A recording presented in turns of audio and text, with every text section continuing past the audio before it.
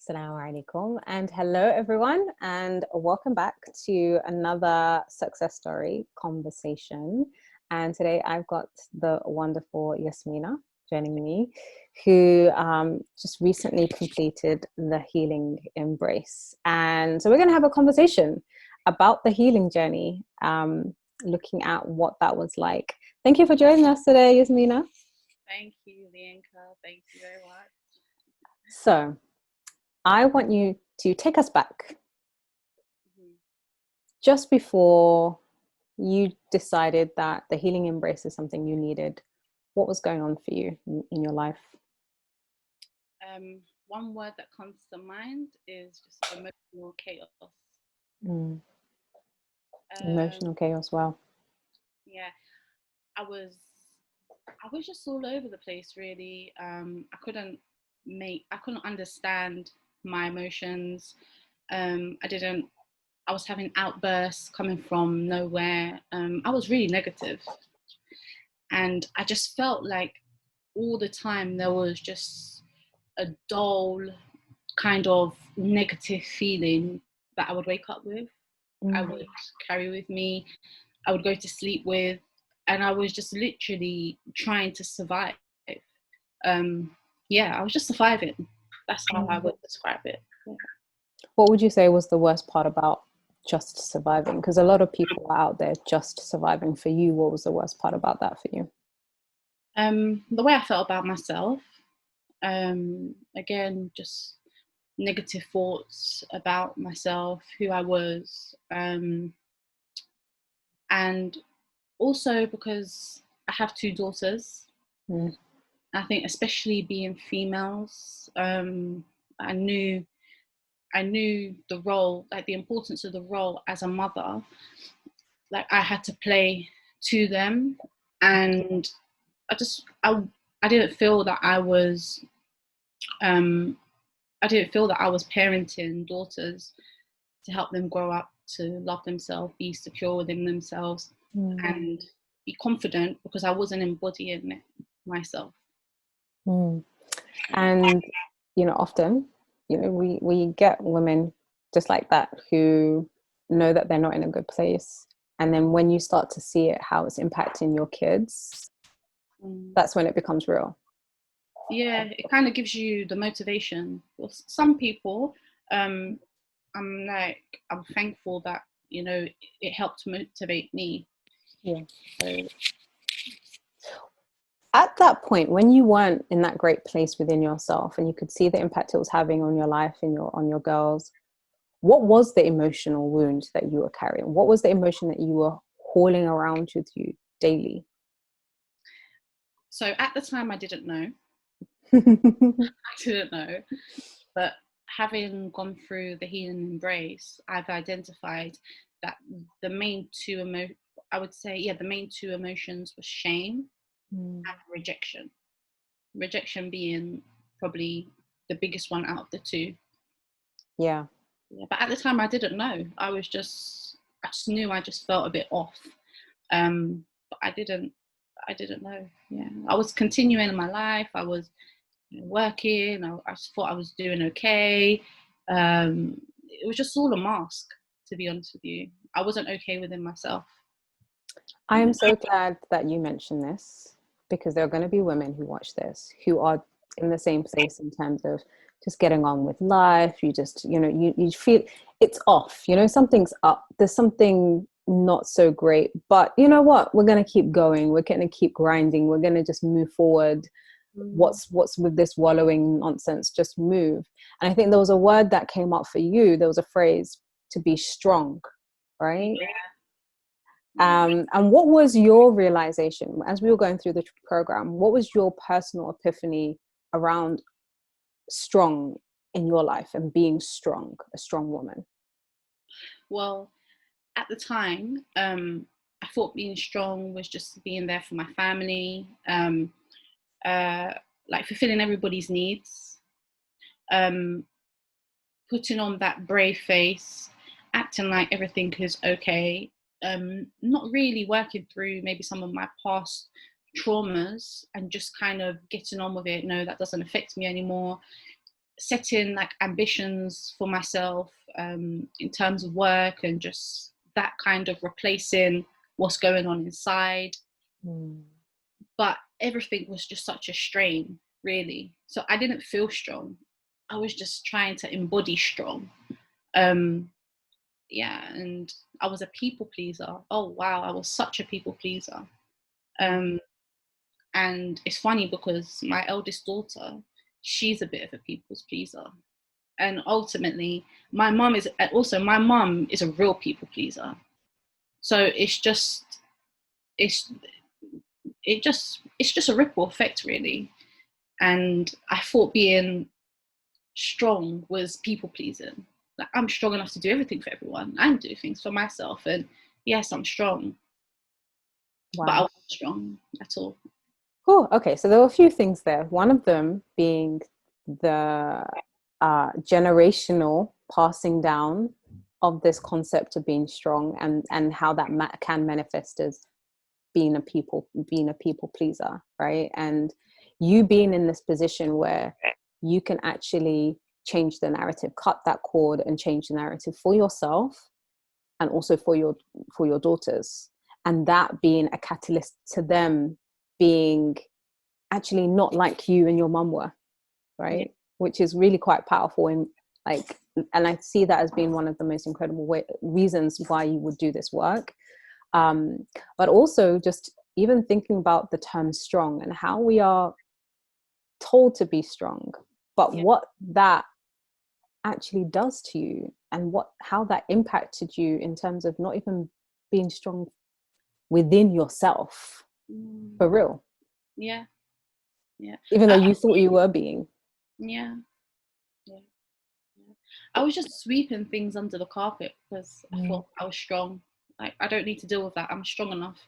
Yeah. Like, that doesn't need to be dealt with. Um, but now, going through the course and redefining strong, it was just completely different to what I originally thought being strong was. And that's incredibly empowering. What is being strong for you now that you've kind of done your healing? What is it? So being strong for me now is setting boundaries, um, being kinder to myself in Mm. terms of just my inner thoughts, the way I speak to myself. Um, Also, being strong is not feeling pressure, not, like, should I say, in other words, allowing that pressure to seep through me from others. Um, Being strong is channeling my thoughts, is welcoming, the negative aspects of myself and the positive ones, but working through them. And being strong is actually working through my trauma from the past. That is being strong, because I'm strong enough and I'm courageous enough to face it, work through it, get to the root of it, and just try to change the narrative of, yeah, of my past. That is such like night and day to your previous definition of strong. Like, I'm out here blown away because we haven't had this conversation before. So I Yeah. don't, and I remember saying to you, to redefine strong, but we didn't have the conversation of what your new definition of strong, being strong is. And man, I wasn't ready for that. I wasn't ready. Yeah. That's really touched me, because what I'm hearing is now not not the Yasmina being strong for everyone and pushing herself aside, but being strong to put yourself first. Yeah. Yeah. It's exactly that.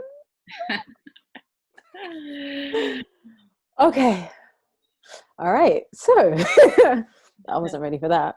Okay. So just thinking about the program. So you heard about the healing embrace. We had your clarity call, right? Hmm. I told you, I gave you an overview of what the program was going to be like. What were you expecting? Do you know what I was expecting, actually? I was expecting to go through every aspect of my life, go into detail about all of everything that's ever happened to me, Yeah. and, just get one-on-one advice and so forth. But it wasn't like that, and it didn't need to be like that. And it's good that it wasn't like that, because again, it was, and it's also entwined in being strong, is letting go of your victimhood, and that, okay, I'm a victim, you know. It's something that I think you only realize, of course, if you do the course with you. You know, there's a lot of payoffs to being a victim, and you know, and actually we focus more on, you know, our feelings, our trauma, in a sense of how it affects us. We didn't need to go into detail about every little thing that has happened in our life. What we needed to go into detail about is how that affects us, like the feelings that come up, because that's ultimately what you want to challenge and channel. And yeah.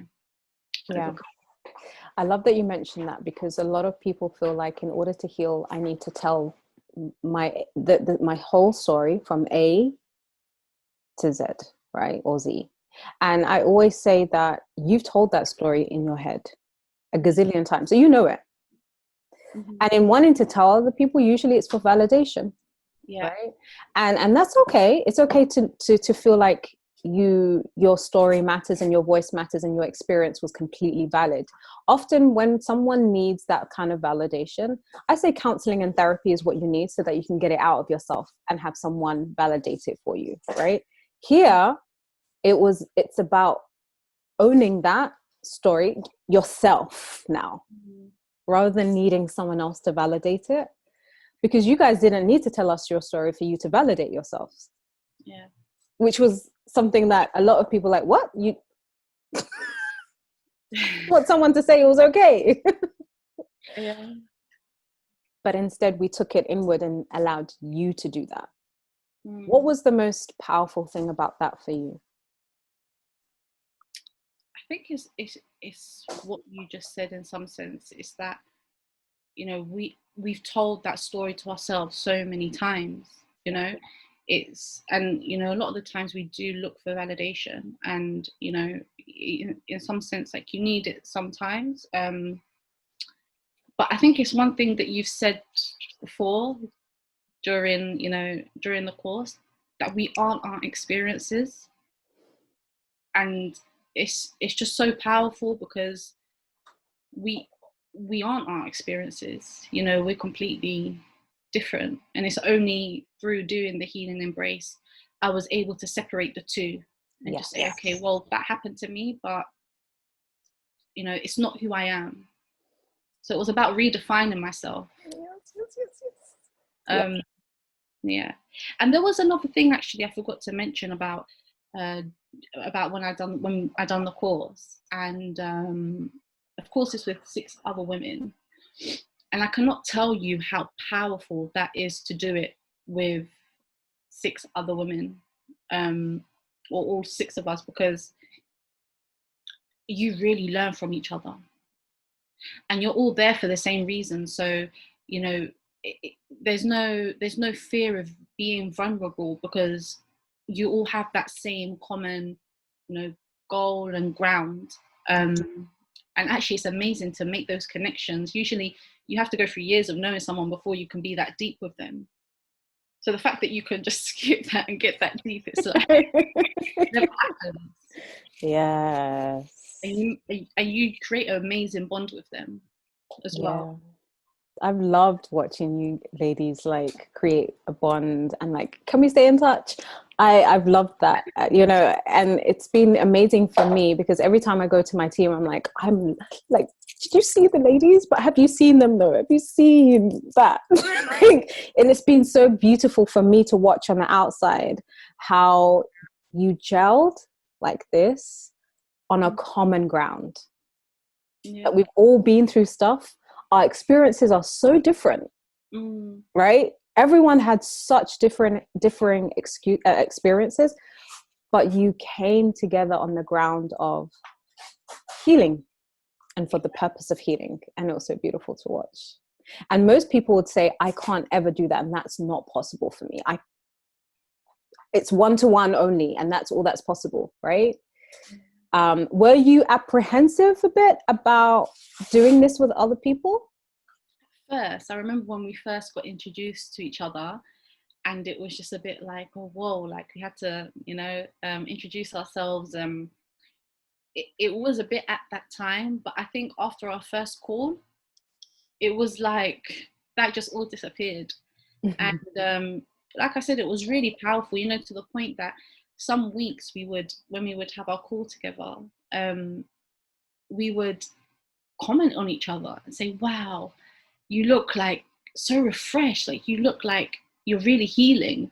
You're just Yeah. shining different. It was it's amazing. And then you see that growth in other people, and the fact that you're able to relate to each other like that and just bounce off with each other. um it, I would have actually, if I had a choice now looking back, I would have rather it been all six of us than been one-to-one, one-on-one, hands down. Yeah. You're speaking the heart. And I believe firmly in the power of collective healing, because you know that you're not alone. You really feel it, right? And it's not even about, oh, someone suffering was worse off than me. We all went through stuff that led us here. That's all. Point blank. We're not trying to qualify who had it worse or who suffered the most. We all had something, went through something that led us here. And that's all you got. That's all you needed. And it was beautiful, and incredible. What would you say for someone who is being in your position, right? Wearing the masks, being strong, doing what needs to do, healing, like grinding and moving forward, but not really moving forward. What would your message be to her in the place that she's in right now? My message would be that to do anything, to accomplish anything, whether that be your ambitions, whether that be family, whether that be children, you need to heal first. Like, you don't understand the importance of it until you do it. And it's so powerful, and it's a journey. But once you commit yourself to it, it's like, once you can't turn your back away from it. It's once you've embarked on that and you've made that commitment to yourself, it's it's just it's a lifelong commitment. And honestly, I think I talk collectively for all of the women that done the healing embrace. We can't thank LaYinka enough. She is amazing, honestly. It's just amazing in terms of, she would ask you the right questions at the right time and really probe you to really, dig deep and get to the roots of things that you're bottling up and that ultimately is affecting your everyday life. And honestly, you can't have a good life, or you can't do any of the things that you think, oh, I want to do this, I want to do that, without doing the work on yourself first. And it's only when you do the work you realize how much it affects so many aspects of your life. And yeah. Oh, thank you so much for those kind comments. And you showed up every damn week, right? That's what we've got to give you a pat on the back for that. You showed up every week with complete readiness, and that's just amazing, because often we tell ourselves we can't commit, we tell ourselves it's impossible, we tell ourselves we've got so many things going on, and we do, and there will never be a right time, there will never be the perfect time. Never. It's just the time that we make perfect, right? And the right time that we make and we choose. I'm really curious to know, in the healing that's come up for you, what would you say has been the greatest shift within yourself right now? So the greatest shift within myself is that during the healing embrace, I really got to the root issues of things that impact my everyday life. Now, when these things try to crop up now, I've identified them. I know the meaning behind them. So ultimately, they just don't affect me as much, or I'm able to channel it, or I'm able to journal about it. it's just changed my life. It's changed my relationships, Mm. all my family, my spouse. Um, it changes your relationships because it changes you, and it changes your techniques in the way you think. And that's why for me it's just been a massive big change in terms of my relationships with my family and my spouse, and I'm more conscious of the way I think, and it's amazing.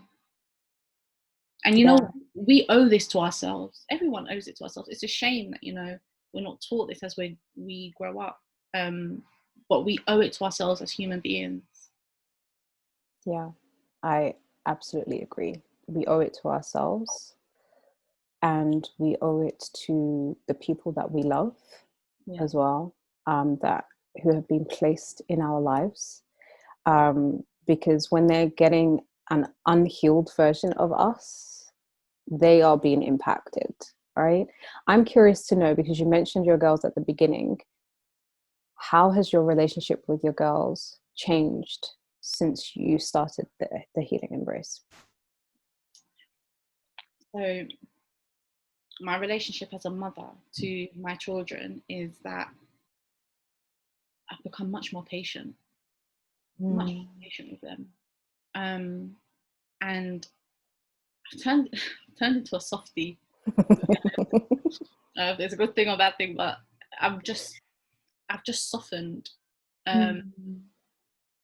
and I've been able to look back at my motherhood journey with my daughters, and I've been able to take responsibility for some things that I'd done out of not knowing better at the time, Yeah, out of my unhealed trauma, my unhealed wounds. And now, positive thing is that I'm able to not do that again, or work on not doing that again, because I've identified it. right, And right. that is, it's amazing. You know what you said there, being able to identify the actions that you took when you were acting out from your trauma. Mhm. Um, One of the beautiful things about that statement and incredible things about that statement is that at that point, often we can look at those things and spiral back into shame and spiral back into guilt and spiral back into blame. But I didn't hear you say that. It sounded like you are taking ownership for it, realizing, okay, that's what I did then because that's where I was then. And this is where I am now. And this is what I can do now. Is that what's happening? Exactly what's happening. Yeah. Man, that's powerful. That's so powerful, and I'm incredibly proud of you. You again, you showed up, even if you were unsure about, but you were like, okay, we're gonna do this. And I love the fact that you didn't shy away from, anything that was uncomfortable. You didn't shy away from, oh my god, having to redefine strong. What the heck does that even mean? Mm. Right. And I remember our exchanges where we were having this back and forth, and I'm like asking you the questions, and I know some people get like annoyed by my questions because they just want an answer. just give me an answer. But you stayed the course, and you were able to come with your own definition rather than a definition that I would give you, which would be completely off from what you described. MashaAllah. That's And that's beautiful. If there was one word you would use to describe this program, what would it be? wow. Only one word. Just one. um,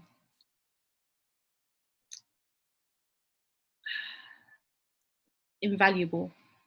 Wow, Yeah. that's powerful. Thank Yeah. you so much. Thank you so much for joining me for this conversation. Mm. It's been amazing to watch your journey and to see where you were on that first clarity call, that call that we had, and all the things that came up for you, and to know where you are right now, and to know that this right here is a new station you're journeying on from. And you've got so much that you're taking with you in terms of knowledge, love, compassion, softness, to move you forward to the next station. And I look forward to hearing all about it, my love. definitely. Thank you. Thank you so much. So if anyone else, if you've watched this conversation with Yasmina and you felt, oh my goodness, I can identify with that, or I can see myself in what Yasmina has described, or yes, that's me too. It's really important that you own that and you get clear on that, and you're honest with where you are and the impact it's having on your life and the life of the people around you. And if you know that this is something that you are ready to work on, then definitely get in contact with me and my team, and we can see how we can support you in the next intake of the Healing Embrace. But until then, take care of yourselves, and I look forward to seeing you soon in the next video, inshallah. Thank you so much, Yasmina, for joining us. It's been an absolute pleasure. You. All right. Take care, my lovely. Assalamu alaikum. Salam. Bye, everyone.